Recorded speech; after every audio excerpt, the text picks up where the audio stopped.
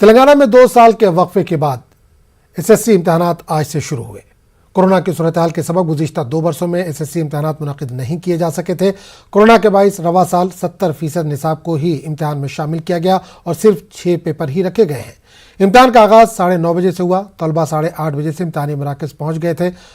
5 minute की ताख़ीर पर इम्तहान में दाखिल होने नहीं दिया गया। रियासत के 11,401 स्कूलों के 5.09 लाख तलबा इम्तहान में शिरकत कर रहे हैं, जिसमें 2,58,098 लड़के और 2,51,177 लड़कियां शामिल हैं।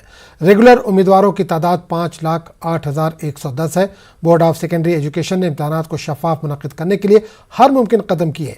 पेपर लीक को रोकने के लिए सीसीटीवी कैमरों से नजर रखी जा रही है। जिला कलेक्टर्स और डिस्ट्रिक्ट एजुकेशन ऑफिसर इम्तहानी मराकज़ का दौरा करने की हिदायत दी गई है। इसके अलावा स्क्वाड, फ्लाइंग स्क्वाड तश्कील दिए गए हैं। आरटीसी ने एसएससी इम्तहान में शिरकत करने वाले तलबा के लिए मुफ्त बस सर्विस की सहूलत फराम की है। इम्तहानी मराकज़ के करीब इम्तनाई अहकामात नाफिज कर दिए गए हैं। 1 जून को इम्तहानात का इख्तिताम होगा। तारीख रकम करने के बाद तेलंगाना की खातून बॉक्सर निकहत जरीन की वतन वापसी हुई है। दिल्ली में निकहत का इस्तकबाल किया गया। निकहत जरीन ने इस्तांबुल में मुनक़िदा बॉक्सिंग आलमी चैंपियनशिप मुकाबलों में गोल्ड मेडल हासिल करके मुल्क का नाम रोशन किया। इन्होंने कहा कि आलमी चैंपियन इनकी कामयाबी का पहला कदम है। इस कामयाबी के बाद इनकी जिम्मेदारी और अवाम की तवक्कुआत बढ़ गई हैं। सख्त मेहनत करके मजीद कामयाबियाँ हासिल करेंगी। इनकी कामयाबी पर सदर जमहूरिया, पीएम और दीगर अहम शख्सियात ने मुबारकबाद पेश करने पर इजहार तशक्कुर किया। अपने फेवरेट अदाकार सलमान खान की जानिब से सोशल मीडिया में मुबारकबाद देने पर उन्होंने खुशी का इजहार किया।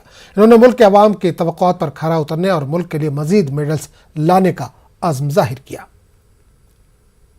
वर्ल्ड चैंपियनशिप में गोल्ड जीता है, बट ये मेरे लिए एक स्टेपिंग स्टोन रहेगा आगे के लिए। इट जस्ट ए स्टार्ट, अभी तो शुरुआत हुई है और अभी और ज़्यादा जिम्मेदारी बढ़ गई है। लोगों की एक्सपेक्टेशंस बढ़ गई है मेरे से, तो मैं और भी ज़्यादा मेहनत करूंगी। और मुझे पता है कि जो मेरा अल्टीमेट गोल है पेरिस ओलंपिक में मेडल जीतना, वो इजी नहीं होगा इतना, और मेहनत करनी होगी मुझे, और मैं और मेहनत करूंगी और भी अच्छा परफॉर्मेंस देने की कोशिश करूंगी। बट फिलहाल मेरा फोकस कॉमनवेल्थ गेम्स पर है और पहले मैं कॉमनवेल्थ गेम्स की ट्रायल में सिलेक्शन लेना है, फिर मैं वहां पे गोल्ड मेडल जीतने का सोचूंगी। जी, जिस दिन ये मेडल मैंने जीता उसी दिन मेरे लिए मेडल स्पेशल था, क्योंकि इतने साल की जो मेहनत मैंने करी है वो रंग लाई है और ये मेडल इतना आसानी से नहीं आया। तो उसी टाइम वो मेडल की वैल्यू मुझे पता थी और बहुत खुशी हुई थी वो मेडल जीतकर अपने देश के लिए।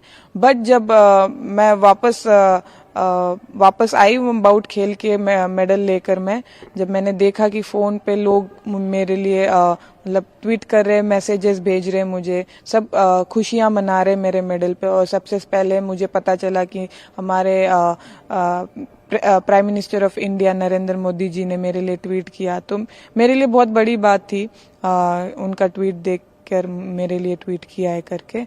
और जब ये भी पता चला कि सलमान खान ने भी ट्वीट किया है तो मुझे बहुत खुशी हुई। When I saw his tweet I was like dancing, I was happily enjoying that and I was emotional at the same time कि इतने साल से मैं सलमान खान का एक मैसेज एंड ट्वीट का वेट कर रही थी। It finally happened and I was very happy. I was on cloud 9 on that day.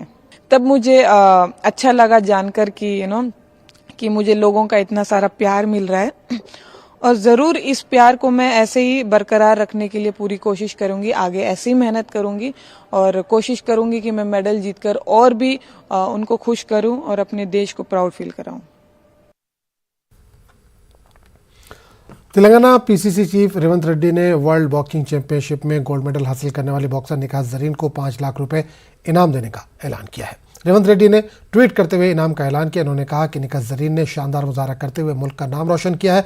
Boxer को 27 के तौर पर 5 लाख रुपए इनाम का ऐलान किया। रेवंत रेड्डी ने तेलंगाना के वज़ीर-ए-आला केसीआर से मुतालबा किया कि world boxing champion Nikhat Zareen के लिए रकमी ऐलान करें, जिस तरह रियासती हुकूमत ने साबिक में पीवी सिंधु, साइना नेहवाल और सानिया मिर्जा के लिए किया था।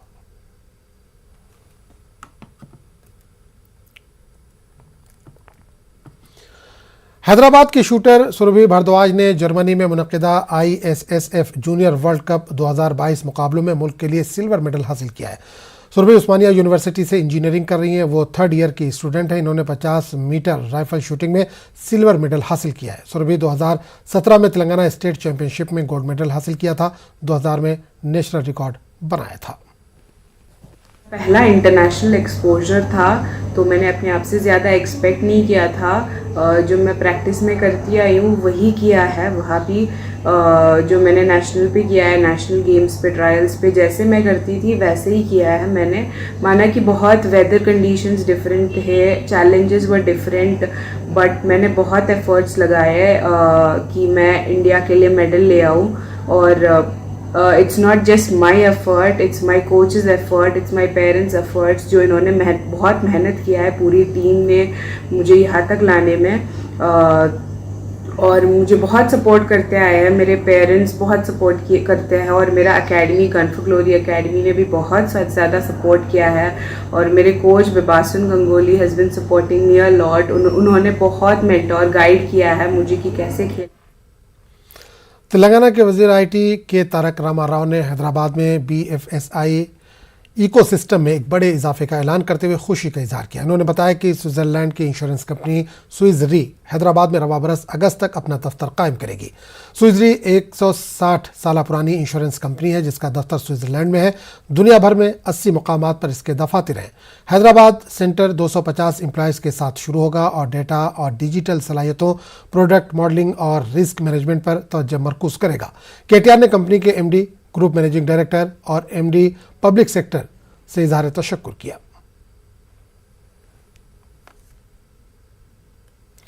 तेलंगाना के वजीर सेहत T हरीश राव ने हैदराबाद के कोंडापुर एरिया अस्पताल का अचानक दौरा किया। पीर की सुबह हरीश राव अचानक अस्पताल पहुंचे और मरीजों को फराहम की जा रही तिब्बी खिदमात की तफसीलात हासिल की।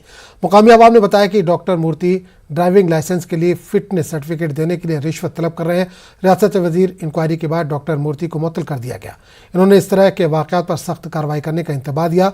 वजीर हरीश राव ने गायकोनोलॉजी वार्ड का भी तफसीली मुआयना किया। अस्पताल के लिए मजीद 2 अल्ट्रासाउंड मशीन मुहैया कराने की उन्होंने यकीन दहानी कराई। इन्होंने बताया कि अस्पताल में 60% डिलीवरी नॉर्मल ही हो रही है, इसमें मजीद इजाफे की ज़रूरत है। मार्च 2020 से ट्रेन में सफ़र करने वाले सीनियर सिटीजन्स को दी जाने वाली रियायत ख़त्म कर दी गई, जिसकी वजह से महकमे रेलवे को पिछले 2 सालों के दौरान 1500 करोड़ का नफ़ा हुआ है। महकमे रेलवे की इतला के मुताबिक मार्च 2020 से सीनियर सिटीजन्स को ट्रेन में सफ़र के दौरान दी जाने वाली 50% की रियायत को ख़त्म कर दिया गया है। पिछले 2 सालों के दौरान महकमे रेलवे को 1500 करोड़ का फ़ायदा हुआ है। सीनियर सिटीजन के अलावा महकमे रेलवे की जानिब से दीगर 53 किस्म की रियायत दी जाती हैं। फिलवक्त तमाम सहूलियात को ख़त्म कर दिया गया, जिसकी वजह से महकमे रेलवे को 2000 करोड़ की इजाफी आमदनी हो रही है। हैदराबाद में हयात नगर पुलिस स्टेशन ने बैन रियासती मंशियात के रैकेट को बेनकाब किया। पुलिस ने मुलजिमीन को गिरफ्तार कर लिया। उनके कब्जे से 470 किलो गांजा, 4 कार, 2 लाख रुपए नकद रकम, जुमला मालियत 1 करोड़ 20 लाख रुपए को जब्त कर लिया है। हयात नगर पुलिस ने एक इतला पर LB नगर जोन में कार्रवाई की और गिरोह के 12 मुलजिमीन जिसमें Rahul, Shrikant, Sheikh Nawazuddin Rathore, B Kishan, G Sai, Ajay, Sainath, D Sangeeta को गिरफ्तार कर लिया गया है। एक और मुलजिम सन्यासी राव मफरूर बताया जा रहा है।